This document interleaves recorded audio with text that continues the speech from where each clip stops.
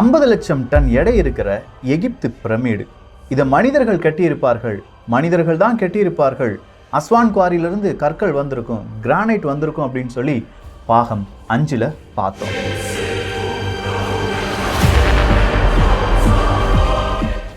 இது ancient Egypt பாகம் 6.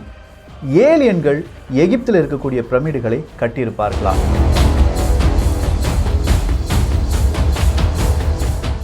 ஏலியன்கள் கட்டியிருப்பதாக சொல்லப்படும் தியரிகள் என்ன சொல்லுகிறது? இந்த பிரமிடுகள் அப்படின்னு சொல்லும்போது நதி வழியாக கற்கள் கொண்டு வந்தார்கள். இதே மாதிரியான கட்டுமானம் தமிழர்கள், இந்தியா இல்லாட்டி வேறு ஏதாவது நாடுகளில் இருக்கிறதா?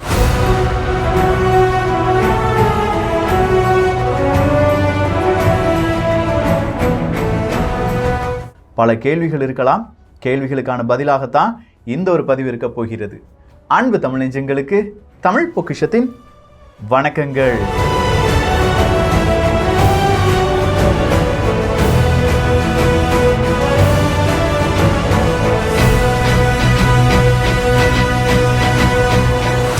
எலன் மஸ்க் அவர்கள், ஸ்பேஸ் எக்ஸ் நிறுவனர் எலன் மஸ்க் அவர்கள் சின்னதா ஒரு ட்வீட்டை போடுறாரு. இந்த எகிப்தில் இருக்கக்கூடிய பிரமிடுகளை கட்டியது ஏலியன்களாக இருக்கும் அப்படின்னு சொல்றார். அதை பார்த்த எகிப்தினுடைய நிறைய அரசு அதிகாரிகள் அவங்களும் ட்வீட்டுக்கு ரிப்ளை போடுறாங்க. உங்களுடைய வேலை எல்லாமே நாங்கள் பார்த்து ரசிச்சிருக்கோம் எலன் மஸ்க் அவர்களே, தயவு செஞ்சு உங்கள் ஸ்பேஸ் எக்ஸ் நிறுவனம் இருக்குது பார்த்தீங்களா, அங்கே இருக்கிற என்ஜினியர்ஸை இங்கே கூப்பிட்டுட்டு வாங்க.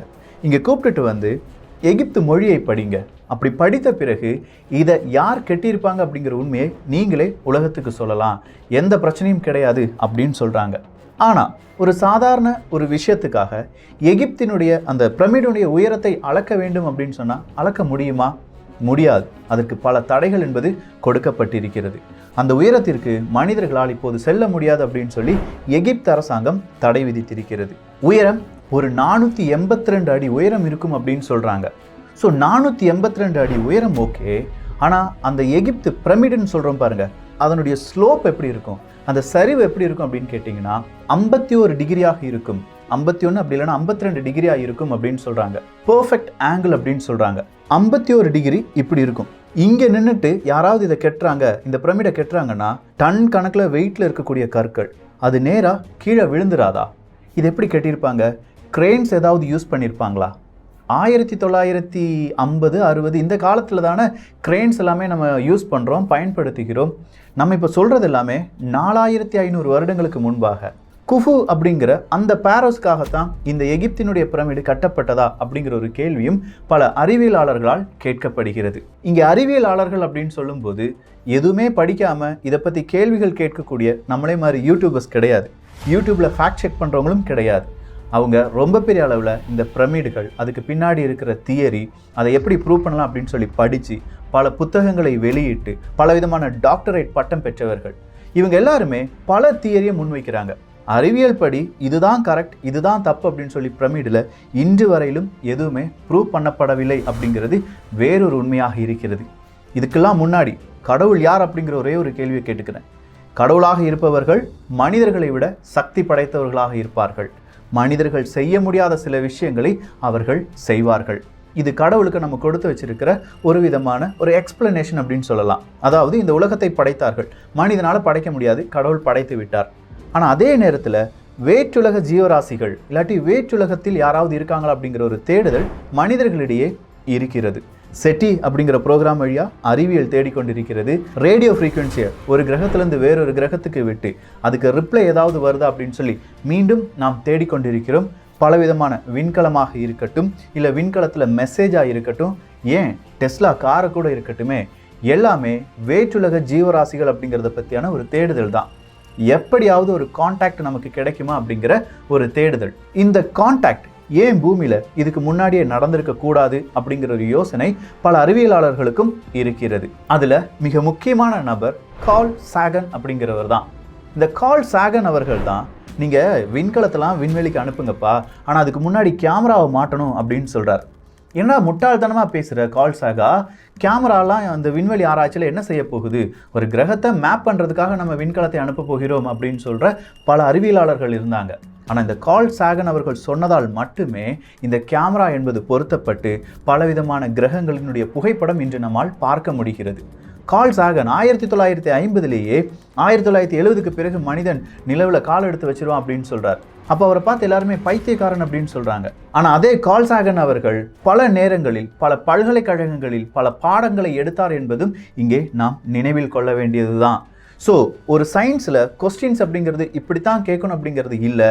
நம்ம மனசில் வரக்கூடிய கேள்விகள், அந்த கேள்விகளுக்கு சாலிடாக ஏதாவது ஒரு இன்ஃபர்மேஷன் இல்லாட்டி இது நடந்திருக்கும் அப்படிங்கிற யூகங்கள், அந்த யூகங்களின் அடிப்படையில் வரலாறை திருப்பி பாருங்க. அப்படி திருப்பி பார்த்த பிறகு அந்த கேள்வியில் ஏதாவது உண்மைத்தன்மை இருந்தால் அது நிச்சயமாக அறிவியல் முன்பாக ஒரு கேள்வியாக வைக்கப்பட வேண்டிய ஒரு ஹைப்போதெசிஸ் அப்படின்னு சொல்றாரு கார்ல் சாகன் அவர்கள். கிட்டத்தட்டங்க இப்போ 2500 வருடங்கள் நம்மலாம் டிராஃபிக் லைட்டை யூஸ் பண்றோம், இல்லாட்டி ஒன் வே அப்படிங்கிறதெல்லாம் யூஸ் பண்றோம். ஒரு 3000 வருடங்களுக்கு முன்பு வாழ்ந்த மனிதன் டிராஃபிக் லைட், டிராஃபிக் சிக்னல் இல்லாட்டி ஒன் வே இதெல்லாம் யூஸ் பண்ணியிருப்பாங்க அப்படின்னு சொல்லி நம்புறீங்களா? ஆனால் அவங்க யூஸ் பண்ணியிருக்காங்க. ஸோ இந்த அடிப்படையில் தான் இப்போ வாழ்ந்த மனிதர்கள்கிட்ட எந்த மாதிரியான டெக்னாலஜி இருந்ததோ அதை விட அட்வான்ஸ்டான டெக்னாலஜி ஒரு 5000 வருடங்களுக்கு முன்பு வாழ்ந்த மனிதர்களிடம் இருந்திருக்கலாம். ஒரு 10,000 15,000 ஆண்டுகளுக்கு முன்பாக இருந்த மனிதர்களிடம் இதை விட கூடுதலான அட்வான்ஸ் டெக்னாலஜி இருந்திருக்கலாம் அப்படின்னு சொல்ற தியரி எல்லாமே சொல்லப்படுகிறது. இந்த பிரமிட் அப்படின்னு சொல்லும்போது அஸ்வான் குவாரி கிட்டத்தட்ட 800 கிலோமீட்டர் இருக்கு. அங்கே இருந்து 200-100 டன் வெயிட் இருக்கிற கற்களை கொண்டு வர வேண்டும். இது எப்படி சாத்தியம் அப்படின்னு சொல்லி நிறைய பேர் கேள்வியை கேட்கும்போது தான் மிக முக்கியமான நபர், அவருடைய பெயர் ஜோசப் டேவிட்ஸ் அப்படிங்கிறவர் தான். இந்த ஜோசப் அவர்கள் 1974 இந்த கற்கள் உருவாக்கப்பட்டிருக்கலாம் அப்படின்னு சொல்றார். கற்களை உருவாக்க முடியுமா? ஆல்கமி அப்படின்லாம் நம்ம படிச்சிருக்கோமே, கேம் விளையாண்டுருக்கோமே.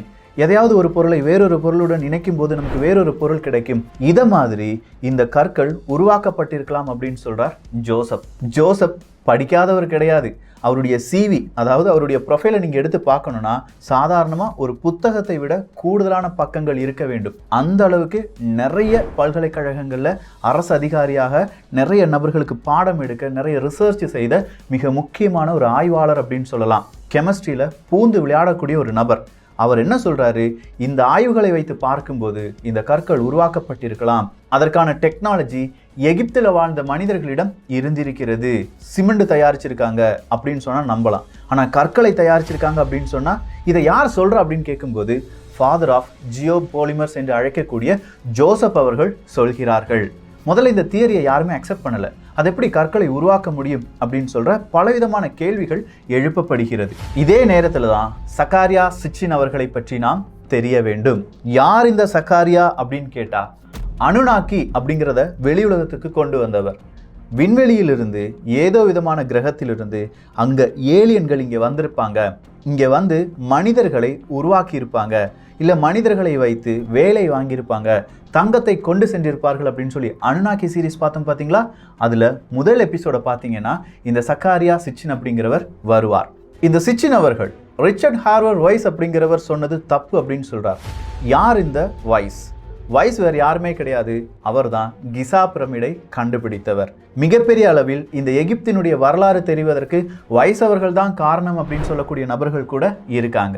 சிச்சின் அவர்கள் சொல்றாங்க, இது குஃபு அவர்களுக்காக எழுப்பப்பட்ட பிரமிடாக இருக்காது, இது வேறு ஏதோ விஷயத்துக்காக எழுப்பப்பட்ட பிரமிடா இருக்கலாம் அப்படின்னு சொல்லி சொல்றாங்க. ஸோ வைஸ் அவர்கள் பொய் சொல்லிட்டாங்களா? இங்கிருந்து கிடைச்ச எவிடன்ஸ் புதிதாக உருவாக்கப்பட்டதா? இந்த மாதிரி வைஸ் வர்சஸ் சிச்சின் இப்படின்னு சொல்ற பலவிதமான சர்ச்சைகள் இன்றளவும் இருந்து கொண்டே தான் இருக்கிறது. ஸோ வைஸ் அவர்கள் சொன்னபடி பார்க்க போனா இந்த பிரமிடு குஃபு அப்படிங்கிற பாரோஸ்க்காக உருவாக்கப்பட்டது.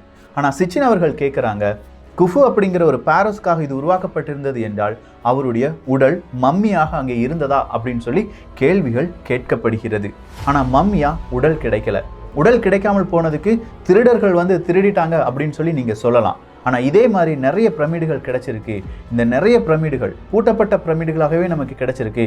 ஆனால் அங்கிருந்து மம்மிகளுடைய உடல்கள் எடுக்கப்படவில்லையே, இதனுடைய காரணம் என்ன அப்படின்னு சொல்லி கேட்கிறார்கள். டூட்டன்காமன் அப்படிங்கிற அந்த மம்மிலாம் நமக்கு எங்கேருந்து கிடைச்சிச்சுன்னா குடவரை கல்லறையிலிருந்து தான் கிடைச்சிச்சே தவிர இந்த மாதிரி பிரமிடுகளிலிருந்து கிடைக்கவில்லை. ஸோ பிரமிடு வேற எதுக்காவது கட்டப்பட்டு இருக்குமா? ஏலியன்கள், வேற்று கிரகவாசிகள் இவர்களுக்கு மெசேஜ் அனுப்புறதுக்காக இது கட்டப்பட்டிருக்குமா அப்படிங்கிற கோணத்திலும் பார்க்க வேண்டியதாக இருக்கிறது அப்படின்னு சொல்லி சிச்சின் அவர்கள் சொல்கிறார்கள். இன்னொரு ஆய்வாளர் கிறிஸ்டோபர் டன் அப்படிங்கிறவர், இந்த டன் அவர்கள் சொல்றாங்க, பிரமிடு ஒரு பவர் பிளான்டாக செயல்படுவதற்கான வாய்ப்புகள் இருக்கின்றன. வயர்லெஸ் எலக்ட்ரிசிட்டி, இது டெஸ்லா அவர்கள் கண்டுபிடிச்சது மாதிரியே இருக்குல்ல அப்படின்னு நீங்க கேட்கலாம். ஆனால் இந்த வயர்லெஸ் எலக்ட்ரிசிட்டி இல்லாட்டி ஒரு பவரை கடத்தி விடுவதற்காகத்தான் பிரமிடு கட்டப்பட்டிருக்கிறது அப்படின்னு சொல்றாரு டன் அவர்கள்.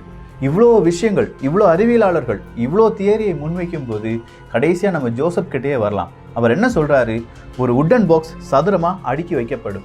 அந்த உடன் பாக்ஸுக்குள்ள பல இடங்களிலிருந்தும் கொண்டு வரப்பட்ட கற்கள், அது சின்ன சின்ன கற்களாக இருக்கலாம், டன் கணக்கான கற்கள்லாம் கிடையாது. அதாவது ஒரே கல் சின்ன சின்ன கற்களை கொண்டு வந்து அவர் இந்த உட்டன் பாக்ஸில் கொண்டு வைப்பாங்க. அப்படி வைத்த பிறகு இதில் சின்னதாக ஒரு காம்பினேஷன், ஒரு கெமிக்கல் காம்பினேஷன் என்பது சேர்க்கப்படும். அந்த காம்பினேஷனில் நாட்ரோன் உப்பும் அடங்கும் அப்படின்னு சொல்கிறார். உப்பு, நாட்ரோன் உப்பு, மம்மிஃபிகேஷன், எகிப்தில் கூடுதலாக அந்த உப்பு இருந்தது அப்படிங்கிறதெல்லாம் நம்ம எகிப்தினுடைய பல பாகங்களில் பார்த்து விட்டோம். ஸோ அந்த உப்பெல்லாம் போட்டு ஒரு விதமான அந்த ப்ராசஸ் நடக்கும்போது இந்த லைம்ஸ்டோன், அதாவது சுண்ணாம்பு கல், இதே மாதிரியான கெமிக்கல் எல்லாமே வினை புரிந்து ஒரு கல்லாக மாறிவிடும். அதை தான் அடிக்கடி வச்சுருக்காங்க. உடன் பாக்ஸ் அடிக்கடி வச்சு இதில் கல்லை போட்டு கெமிக்கலை ஊற்றி கல் அப்படிங்கிறது உருவாக்கப்படுகிறது அப்படின்னு சொல்கிறார். இப்படி உருவாக்கப்பட்டதுனால தான் அந்த இடத்துல, அதாவது ஒரு கல்லுக்கும் இன்னொரு கல்லுக்கும் இடையில கேப்பே இருக்காது, சொல்லப்போனால் ஒரு பேப்பரை கூட நுழைக்க முடியாது அப்படின்னு சொல்றாங்க. இது எந்த அளவுக்கு உண்மையாக இருக்கும் அப்படின்னு சொல்லி பலவிதமான தர்க்கத்தை அறிவியல் உலகத்தில் ஏற்படுத்தியது. பல நபர்கள் இதை செய்து காண்பிக்கலாம் அப்படின்னு சொல்லி ஜோசப் அவர்கள்ட்டே சொல்றாங்க. நீங்க தான் சிமெண்ட்லாம் தயாரிக்கிற மிகப்பெரிய ஒரு கெமிக்கல் இன்ஜினியர் ஆயிடுச்சு, நீங்களே தயாரித்து சொல்லுங்களேன் அப்படின்னு சொன்ன உடனே அங்க கிடைக்கிற இன்கிரீடியன்ஸை வச்சு மிகப்பெரிய அளவில் அங்கே இருந்த கற்களை ஆய்வுக்கு எல்லாமே அனுப்பி விடுகிறார் ஜோசப் அவர்கள். அவர் சொன்னதுல உண்மை இருக்குமா அப்படின்னு சொல்லி எப்படி பரிசோதிக்கலாம் அப்படின்னு சொல்லி ஆய்வாளர்கள் கேட்கிறார்கள். அஸ்வான் குவாரியிலிருந்து தான் இந்த கற்கள் எடுக்கப்பட்டது அப்படின்னு சொல்றீங்க, இங்க இருக்கிற லைம்ஸ்டோன் தான் இந்த பிரமிடு கட்டுவதற்கு பயன்படுத்தப்படுகிறது அப்படின்னு சொல்றீங்க. குவாரியில் இருக்கிற அந்த கல்லையும் பிரமிடில் இருக்கக்கூடிய அந்த கல்லையும் அறிவியல் சோதனை செய்து பாருங்களேன். அது ரெண்டும் ஒரே மாதிரி இருந்துச்சுன்னா குவாரியிலிருந்து தான் இந்த கற்கள் எடுக்கப்பட்டது, கற்கள் உருவாக்கப்படவில்லை அப்படின்னு சொல்லி நம்பிடலாம் அப்படின்னு சொல்லி இந்த ஆய்வுகள் செய்யப்படுகிறது. அந்த ஆய்வின் முடிவில் குவாரியிலிருந்து எடுக்கப்பட்ட சுண்ணாம்பு கற்களில் 96லிருந்து 99% கால்சைட் அப்படிங்கிறதும் 0.5லிருந்து 2.5% குவார்ட்ஸ் அப்படிங்கிறதும் இருக்கு. ஆனால் அதே நேரத்தில் பிரமிடுகளிலிருந்து எடுக்கப்பட்ட அந்த லைம்ஸ்டோனை இவங்க சோதித்து பார்க்கிறார்கள். அதில் கால்சைட் வெறும் 80லிருந்து 90% மட்டுமே இருந்தது. அடுத்தபடியாக ஒபால்சிட்டி, ஹைட்ரோக்சி அப்படைட், சிலிக்கோ அலுமினேட் இப்படின்னு சொல்ற பல வேதிப்பொருட்கள் இருந்ததை பார்க்கிறார்கள். ஸோ இரண்டும் வேறு வேறு கற்கள் அப்படின்னா இது உருவாக்கப்பட்டது தானா, இந்த ஒரு கேள்வியும் கேட்கப்படுகிறது. இவ்வளோ கேள்வியை கேட்கும்போது இதுக்கு டெக்னாலஜி யார் தந்திருப்பாங்க அப்படிங்கிற ஒரு யோசனை வந்துச்சுன்னா, அதே மாதிரி எகிப்து ஒரு பவர் பிளான்டாக இருக்கும் அப்படின்னு சொல்ற அந்த தியரியும் நம்ம கேட்கணும்னா நீங்கள் அடுத்த பாகத்திற்காக வெயிட் பண்ணணும். அப்படின்னா இந்த பாகத்தில் இதை கொஞ்சம் கூட சுவாரஸ்யமாக்குறதுக்காக என்ன சொல்ல போகிறோம், இந்த கற்கள் சரி குவாரியிலேருந்து கொண்டு வந்தது அப்படின்னே நம்ம நினைக்கலாம், நம்பலாம். அப்படி கொண்டு வந்தால் இதே மாதிரியான டெக்னாலஜியில் நம்ம தமிழர்கள் ஏதாவது கட்டியிருக்காங்களா, இல்லை உலகத்தில் வேறு ஏதாவது கோயில்கள் கட்டப்பட்டிருக்கிறதா, இந்த கேள்வி நமக்குள் வரலாம். அதற்கு மிக சிறந்த உதாரணம் அங்கோர்வாட் கோயில். அங்கோர்வாட் கோயில் கிரானைட் கற்களால் கட்டப்பட்டது தான், சூரியவர்மனால் கட்டப்பட்டது தான் இந்த கோயில் அப்படிங்கிறது எல்லாருக்குமே தெரியும். இந்த கிரானைட் கற்கள் எங்கிருந்து கொண்டு வரப்பட்டது, கிட்டத்தட்ட 33 கிலோமீட்டருக்கு தள்ளி இருக்கக்கூடிய குலான் அப்படிங்கிற குவாரியிலிருந்து எடுக்கப்பட்டது தான் இந்த கிரானைட் கற்கள். அப்படி எடுக்கப்பட்ட அந்த கிரானைட் கற்கள் நீர் வழியாக கொண்டு வரப்பட்டு தான் இந்த அங்கோர்வாட் கோயில் என்பது கட்டப்பட்டது. அடுத்ததா தஞ்சை பெரிய கோவில்.